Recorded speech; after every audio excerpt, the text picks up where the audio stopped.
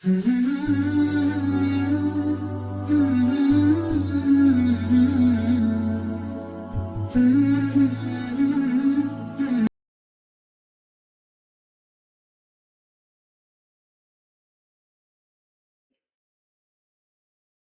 عليكم ورحمة الله وبركاته.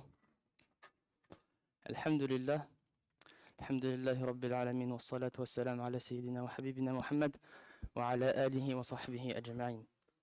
Donc alhamdulillah, comme vous le savez tous, Allah nous a permis, tout ce temps que nous sommes actuellement, d'atteindre le mois de Ramadan. Alhamdulillah, c'est un grand bienfait d'Allah, venant d'Allah, rien que le fait d'avoir atteint Ramadan. Combien d'entre nous n'ont pas atteint le moment actuel où on est, alhamdulillah. Et donc nous y sommes, nous sommes présents à ce moment-là, et nous avons l'occasion d'œuvrer durant ce mois. Une chance que peu d'entre nous ont. Donc alhamdulillah, c'est le mois du Coran. Le mois où Allah a dit à son sujet, شهر رمضان الذي أنزل فيه القرآن. Allah il a dit, le mois de Ramadan, durant lequel a été révélé le Coran. Subhanallah. Durant ce mois, chacun d'entre nous, et moi le premier, devons nous poser la question, quel est mon lien avec la parole d'Allah? Où est-ce que j'en suis? Me jauger en fait. Regardez, qu'est-ce qui me sépare de la parole d'Allah? Qu'est-ce que je devrais faire durant ce mois pour sortir ensuite et que mes efforts et que le Coran reste dans ma vie? Quand on dit le Coran, c'est pas simplement apprendre des surahs, apprendre, réviser, tout ça. Le Coran, le but essentiel, c'est qu'on change en fait. C'est qu'avec le Coran, on devient des personnes différentes, de meilleures personnes, qu'on s'améliore avec le Coran, subhanallah. Allah il dit dans le Coran, بعد أعوذ بالله من الشيطان الرجيم كتاب أنزلناه إليك مبارك ليدبروا آياته وليتذكر أولو الألباب. Allah il dit, c'est un sujet, c'est un livre qui t'a été révélé, qui est béni, subhanallah. Donc dans le Coran, il y a une baraka. Ensuite, Allah il dit, مبارك ليدبروا آياته. Pourquoi le Coran il a été révélé? Il a été révélé pour être récité. Est-ce qu'il a été révélé pour être simplement récité et puis c'est tout? Non, Allah il dit afin qu'il médite ses sens, afin qu'il médite ses versets, subhanallah. Donc le but premier du Coran, c'est qu'on le lise, qu'on essaye du mieux qu'on peut de le comprendre, puis ensuite avec ça, de l'appliquer, subhanallah. Donc, ensuite Allah il dit à la fin de ce verset, et pour que les doués d'intelligence se rappellent, subhanallah. Chacun d'entre nous a une raison, chacun d'entre nous a une certaine intelligence, subhanallah. Mais le vrai intelligent, la vraie personne qui est intelligente, c'est celle qui va méditer les paroles d'Allah. Parce que l'intelligence, subhanallah, c'est relatif. La vraie intelligence, celle qui est réellement utile, qui sert à quelque chose, c'est celle qui est utilisée pour la cause d'Allah, subhanahu wa ta'ala. Donc, incha'Allah, durant ce mois, tout autant que nous sommes, il faut qu'on se pose la question. C'est quoi ma relation avec la parole d'Allah? Qu'est-ce que je veux atteindre? Chacun d'entre nous, il sait ce qu'il veut dans la dunya. Il faut se dire, moi je veux atteindre quel degré au paradis? Qu'est-ce que je veux? Est-ce que je vais aller en enfer? Personne ne va aller en enfer. Moi le premier, tout le monde en a peur, tout le monde demande à Allah qu'il nous en protège. Maintenant la question c'est qu'est-ce qu'on fait pour ne pas aller en enfer? Et qu'est-ce qu'on fait dans notre vie de tous les jours pour aller au paradis, subhanallah? Allah nous a comme révélé ce qu'on pourrait prendre comme exemple des lunettes, subhanallah. Vous voyez des lunettes, lorsqu'une personne a une mauvaise vue, elle les prend, subhanallah, pour mieux voir, pour voir les choses elle les voit clairement, subhanallah. Ces lunettes-là, c'est le Coran. Entre moi et ce qui se passe dans ma vie, entre moi et mes actions, mon travail, mes relations sociales, il va y avoir le Coran, subhanallah, qui va venir me faire travailler et que j'ai un comportement différent. Je vais travailler avec le Coran, à chaque moment où peu importe ce qui se passe dans ma vie, je suis musulman. Que ce soit mon travail, que ce soit mon école, dans la rue, au supermarché, peu importe, à la mosquée, je reste la même personne, subhanallah, qui m'efforce du mieux qu'on peut. On a tous des imperfections. Moi le premier, on est plein d'imperfections, Allah nous a créés comme ça. Mais le plus important là-dedans, subhanallah, c'est qu'on se réforme. Qu'on se réforme avec la parole d'Allah, subhanallah. Qu'on s'efforce du mieux qu'on peut. Spécialement durant ce mois, subhanallah. C'est le mois qui est dédié au Coran, qui est dédié à la parole d'Allah. Et pourquoi le Coran? Pourquoi on récite le Coran? Il faut Pourquoi est-ce que je viens à Tarawih et j'écoute des versets? Le but profond, le principal but du Coran, c'est que ça change ce qu'il y a dans nos cœurs, ce qu'il y a dans nos poitrines, subhanallah, puis ensuite qu'on change, qu'on agisse avec ça, subhanallah. Parce que apprendre des versets, entre autres, tout le monde peut le faire, d'apprendre des versets, de lire en arabe. Souvent, on a cette.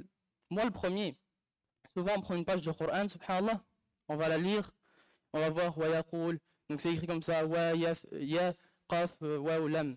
Et ensuite, on voit avec la parole d'après, et ensuite, ça fait des phrases qu'on répète et qui il y a un sens, il y a un rythme, subhanallah. Mais c'est plus profond que ça.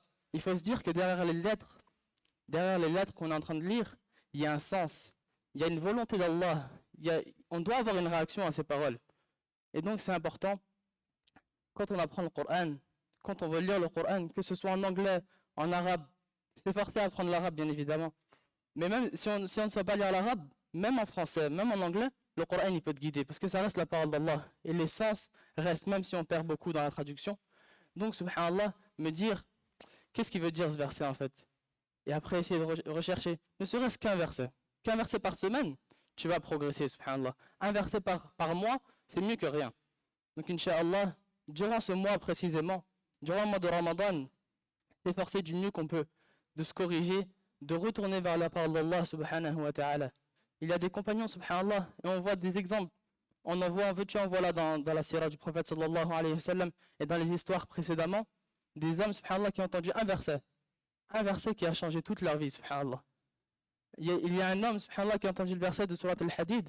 Alam ya'ni lilladhina amanu an takhsha'a qulubuhum li dhikrillah. N'est-il pas venu le temps pour ceux qui croient que leur cœur se raffermisse et craignent à l'évocation d'Allah? Lorsqu'il a entendu ce verset, il a complètement changé, subhanallah. Il est passé d'une vie dans la désobéissance d'Allah à l'un des plus grands savants de notre communauté, subhanallah, avec un verset. Il ne faut pas se sous-estimer et venir à Tarawih, on fait un juz. Ensuite, le lendemain, on fait un juz, et c'est comme ça, on prie, c'est tel nombre de rak'a, puis ensuite, je rentre chez moi, j'ai entendu la parole d'Allah, alhamdulillah, ça y est, je suis une bonne personne. Il faut qu'on retienne qu'il y a des choses qui restent du Coran. Et pour moi, le premier, c'est pas facile, subhanallah. Le Coran, c'est pas un 100 mètres, là. C'est pas tu fais une course comme ça, et ensuite tu arrives à ta destination. C'est durant toute ta vie, tu chemines. Tu répètes les versets, tu les vois d'une vision différente. Tu répètes les versets, tu lis, tu trouves des sens, subhanallah, tu poses les questions. Il y a des gens qui, subhanallah, ont fait des voyages énormes juste pour qu'on ait la compréhension d'un verset, subhanallah. Donc, le point le plus important, le point principal durant ce mois de Ramadan et dans notre vie en général, subhanallah, c'est qu'on a une partie du Coran.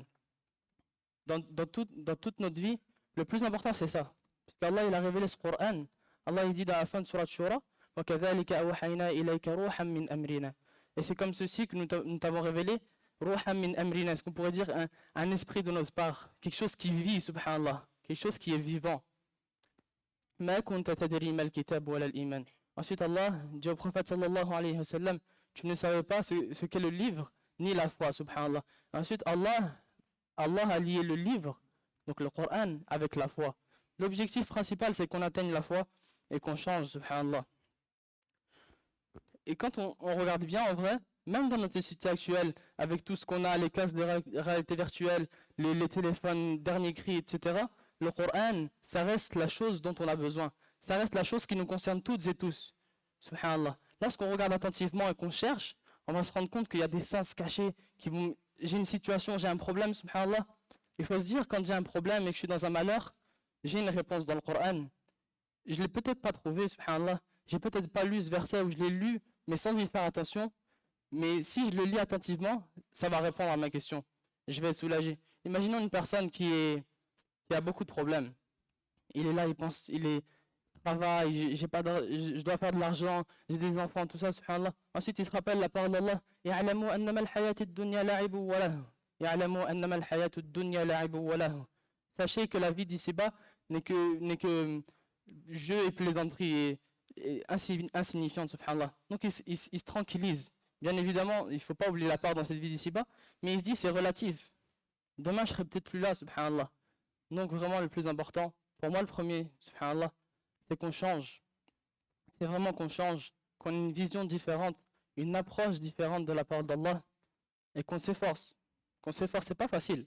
Personne n'a dit que ça va être facile d'apprendre, de s'efforcer, de changer. C'est pas facile. Il faut rabattre son ego, il faut donner du temps, il faut se libérer du temps, faire plus de choses, être moins fainéant, subhanallah. Mais la récompense derrière, elle est grande. La récompense derrière, elle est immense, subhanallah. Vous imaginez un grain de sable comparé à l'océan, c'est quoi? Comparé à des plages et des plages. C'est rien, subhanallah.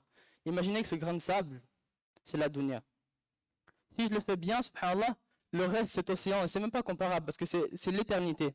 Le reste, ça va c'est inimaginable ce qui va se passer. Des délices sur des choses que je peux même pas décrire avec des mots, même pas sentir rien. Personne n'a jamais rien vu de tel. Ou alors je prends l'exemple de ce grain de sable, subhanallah, qui va déterminer mon éternité pour l'enfer.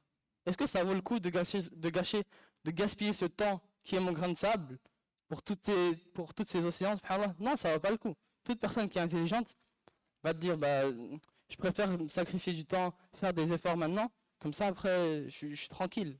C'est vrai ou pas? Comme on dit par exemple au début des vacances, on est là, on fait tout le travail, comme ça après on peut profiter de nos vacances. C'est la même chose, subhanallah. Cette dunya c'est court, très très très très court.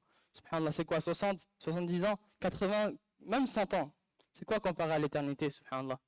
Donc, bi'idhnillah, chacun d'entre nous, lorsqu'on rentre chez nous, dans notre vie, lorsqu'on revient à Tarawih, quand on vient à Tarawih le soir, se dire, c'est quoi pourquoi je viens ici? Est-ce que je viens pour entendre, je chill avec mes gars et tout? Non. Je viens, subhanallah, pour avoir un impact, que le Coran ait un impact sur moi. Jazakumullahu kulla khayr. سبحانك اللهم وبحمدك أشهد أن لا إله إلا أنت نستغفرك ونتوب إليك. إن شاء الله rapprochez-vous en avant. بارك الله فيكم. Levez-vous et rapprochez-vous.